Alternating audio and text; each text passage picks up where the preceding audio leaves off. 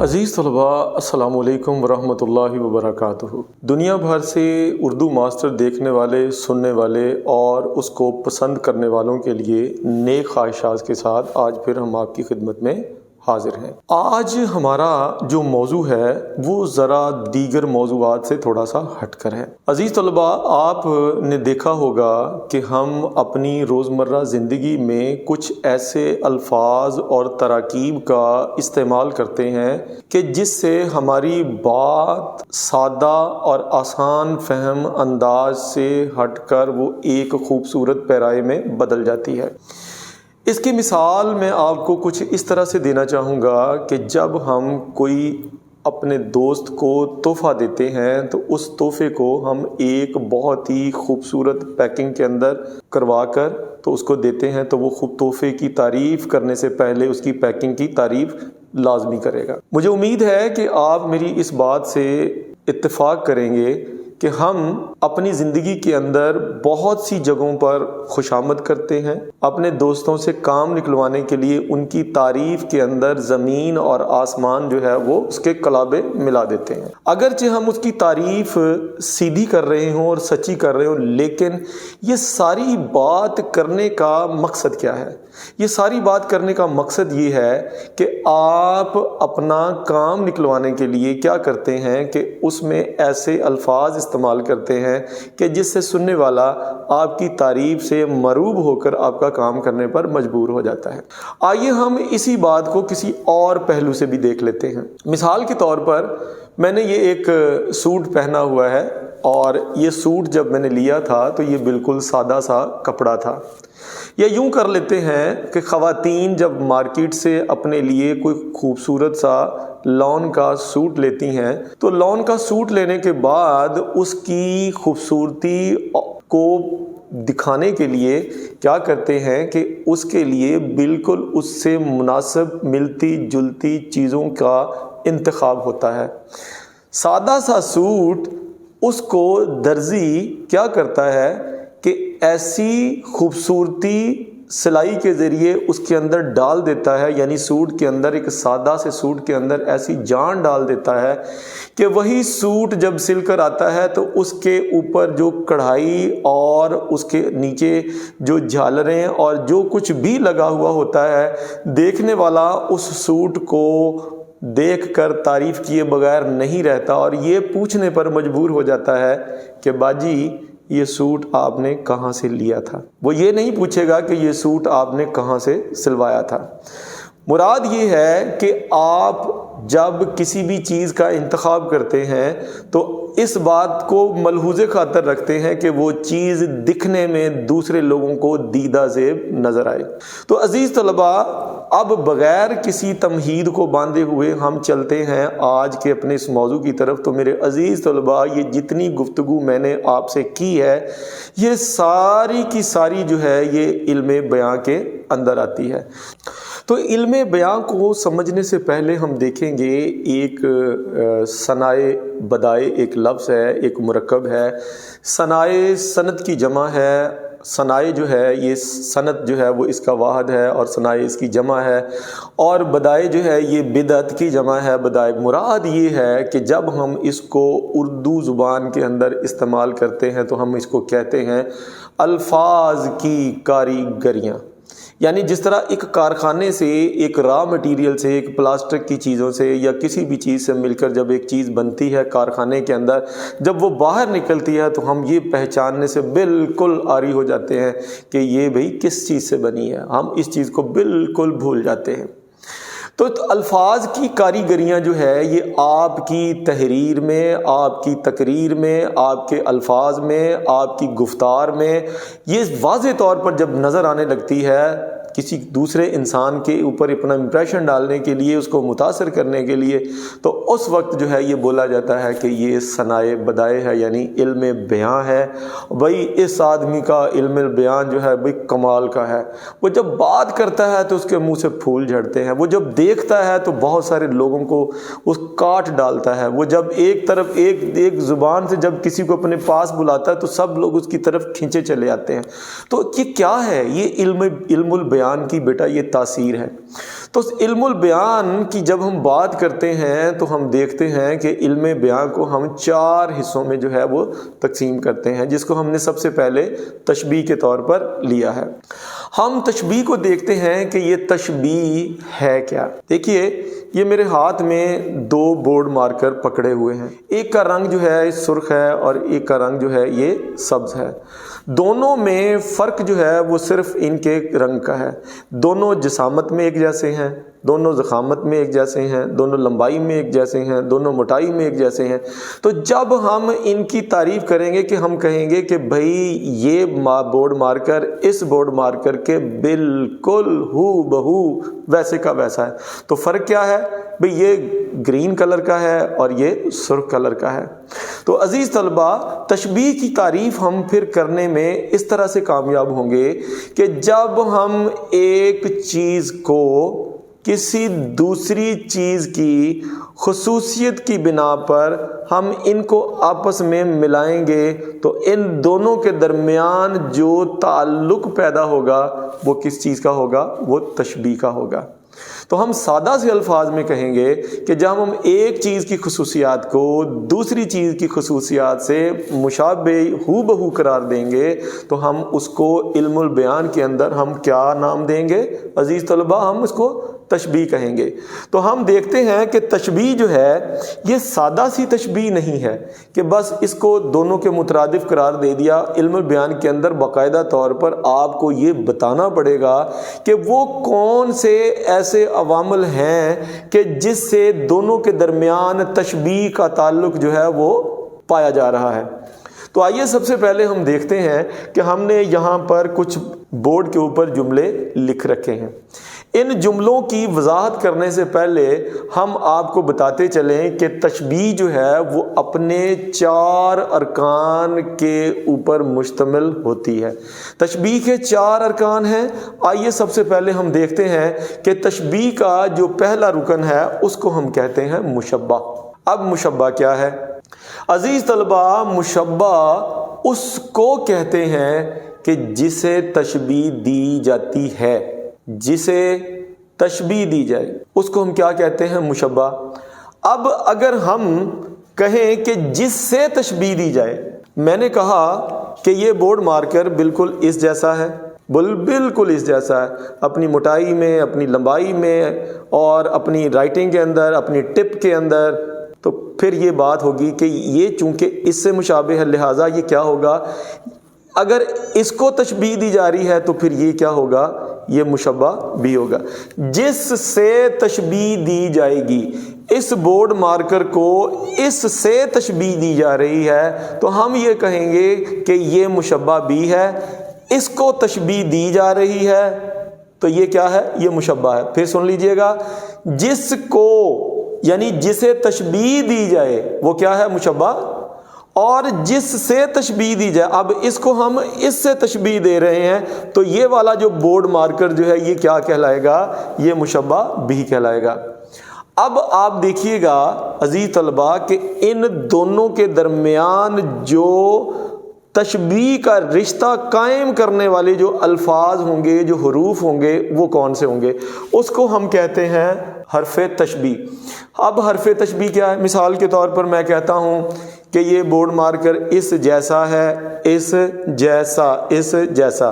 اگر میں کہوں کہ یہ بورڈ مارکر اس کی مثل ہے، مثل ہے، تو کی طرح، اس جیسا، ہو بہو، عین مین جہاں پر بھی الفاظ آ جائیں گے تو آپ سمجھ لیجئے گا کہ یہ حروف تشبیہ کہلائیں گے۔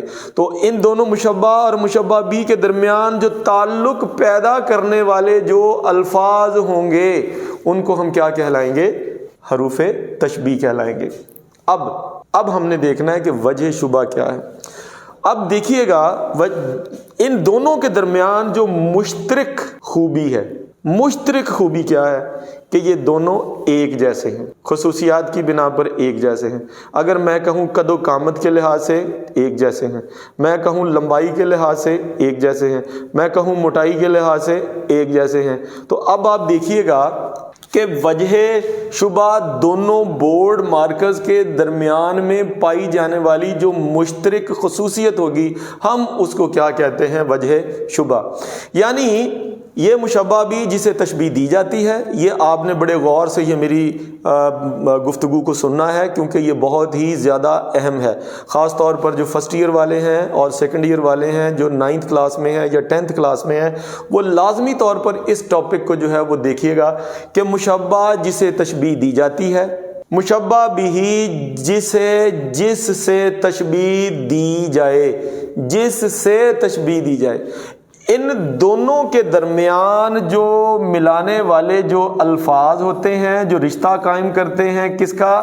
تشبیہ کا. ان دونوں کے درمیان جو تشبیہ کا رشتہ قائم کرنے والے عزیز طلباء جو الفاظ ہوتے ہیں ہم ان کو کہتے ہیں حرف تشبیہ. تو حرف تشبیہ میں نے بتایا تھا کون کون سے ہوتے ہیں. مثل ہوتا ہے، ہو بہو ہوتا ہے، اس جیسا ہوتا ہے، کی طرح ہوتا ہے، اس طرح ہوتا ہے. تو اب وجہ شبہ کیا ہے کہ ان دونوں بورڈ مارکرز کے درمیان جو مشترک خصوصیت ہوگی ہم اس کو کیا کہیں گے؟ وجہ شبہ. اب اپنی اس بحث کو ہم سمیٹیں گے چند فقرات کے ساتھ. عزیز طلبہ ہم نے بورڈ پہ یہ چند فقرات جو ہے وہ لکھ رکھے ہیں. اب ان فقرات کی مدد سے انشاءاللہ ہم ان سب کو پہچاننے میں کامیاب ہوں گے. تو آئیے بورڈ کی طرف چلتے ہیں. جو پہلا فقرہ ہے ہمارا وہ ہے مجید کوے کی طرح سیانہ ہے.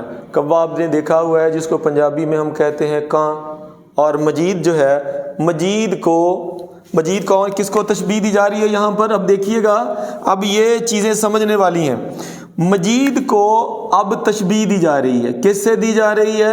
یہ ہم اس کو نمبر 1 کر رہے ہیں کیونکہ یہاں پر ہم نے نمبرنگ کر رکھی ہے کہ یہ نمبر 1 مشبہ ہے، نمبر 2 مشبہ بھی ہے، حرف تشبیہ ہے، اور ان دونوں کو ملانے والی جو مشترک خصوصیت ہے وہ ہم اس کو یہاں پر اپنے یہ کالم کے اندر لکھتے جائیں گے.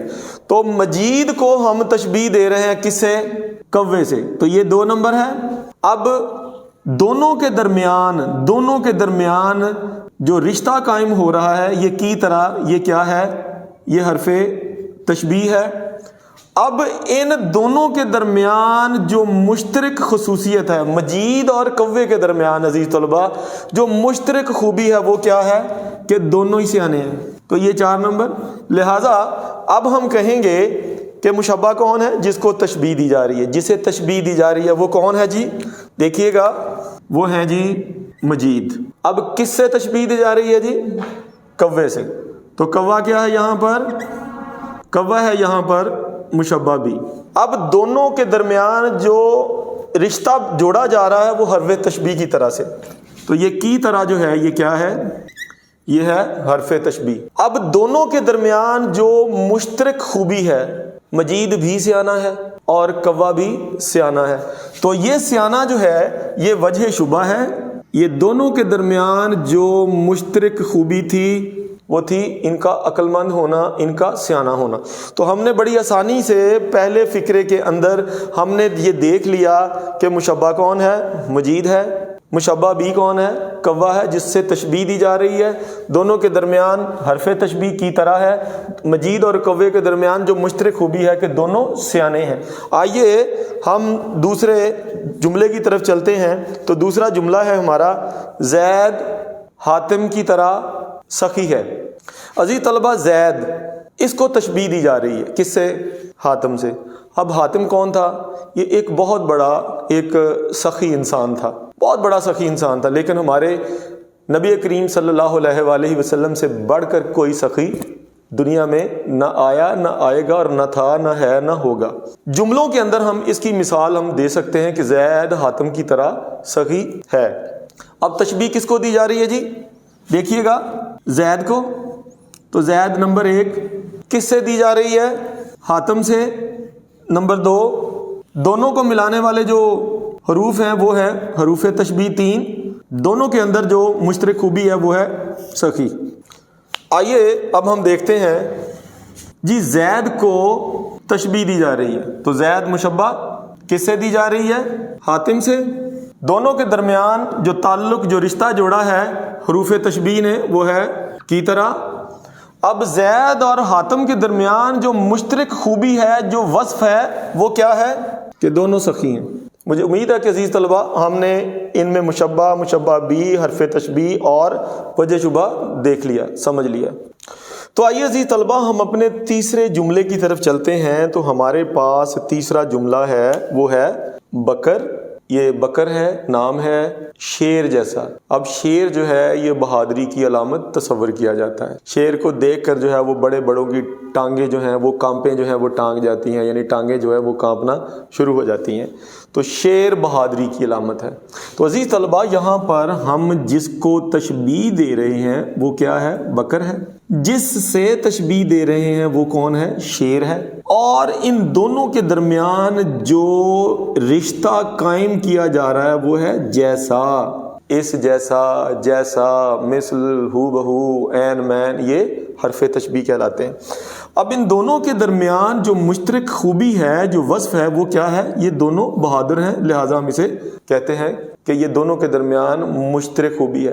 آئیے ہم ارکان تشبیہ کے جدول کی طرف چلتے ہیں اور ہم دیکھتے ہیں کہ جس کو تشبیہ دی جا رہی ہے وہ کون ہے جی؟ وہ کون ہے؟ وہ ہے جی بکر۔ اب کس سے تشبیہ دی جا رہی ہے جی؟ ہم کہیں گے جی ہم نے تو اس کو شیر سے تشبیہ دی ہے۔ اور دونوں کے درمیان، بکر اور شیر کے درمیان اگر آپ غور سے دیکھیں تو جو تعلق قائم کیا جا رہا ہے وہ کیا ہے؟ حرف تشبیہ، یعنی کہ جیسا، یعنی بکر شیر جیسا۔ اب کیا ہے؟ دونوں کے درمیان جو مشترک خوبی ہے وہ کیا ہے؟ کہ وہ بہادر ہے۔ تو مجھے امید ہے کہ تیسرا جملہ بھی آپ نے بڑے غور سے سنا ہوگا اور اس کو سمجھ لیا ہوگا۔ اب ہم اپنے آخری جملے کی طرف چلتے ہیں، اور آخری جملہ سمجھنے کے بعد مجھے امید ہے کہ آپ کو تشبیہ اور تشبیہ سے جڑے ہوئے ارکان بہت اچھے طریقے سے سمجھ آ جائیں گے۔ عزیز طلبہ، آپ کو امتحان کے اندر سوال اس طرح سے بھی پوچھا جا سکتا ہے کہ اس جملے کے اندر حرف تشبیہ کیا ہے؟ اس جملے میں وجہ شبہ کیا ہے؟ اس جملے میں مشبہ کون ہے؟ تو جب تک آپ کو ان سب کا پتہ نہیں ہوگا تب تک آپ فکرے کی پہچان کرنے سے قاصر رہیں گے۔ تو آئیے ہم آخری جملے کی طرف چلتے ہیں۔ تو ہمارا آخری جملہ جو ہے وہ ہے، اب دیکھیے گا ہم دے رہے ہیں جی بچے کا چہرہ۔ فکرے کو بڑے آرام سے تسلی سے پڑھیں۔ بچے کا چہرہ چاند، اب چاند کی طرح، بچے کا چہرہ چاند کی طرح گول مٹول۔ اب چاند کیسا ہوتا ہے؟ آپ نے دیکھا ہوا ہے جب رات کو آسمان پر 14ویں کا چاند اپنی آب و تاب کے ساتھ چمکتا ہے تو وہ بڑا ہی خوبصورت معلوم ہوتا ہے۔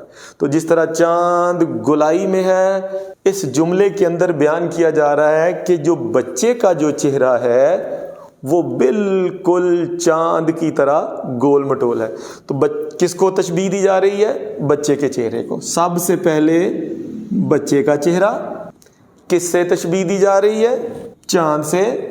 بچے کے چہرے اور چاند کے درمیان جو تعلق قائم ہو رہا ہے وہ کیا ہے؟ کی طرح، حرف تشبیہ کا۔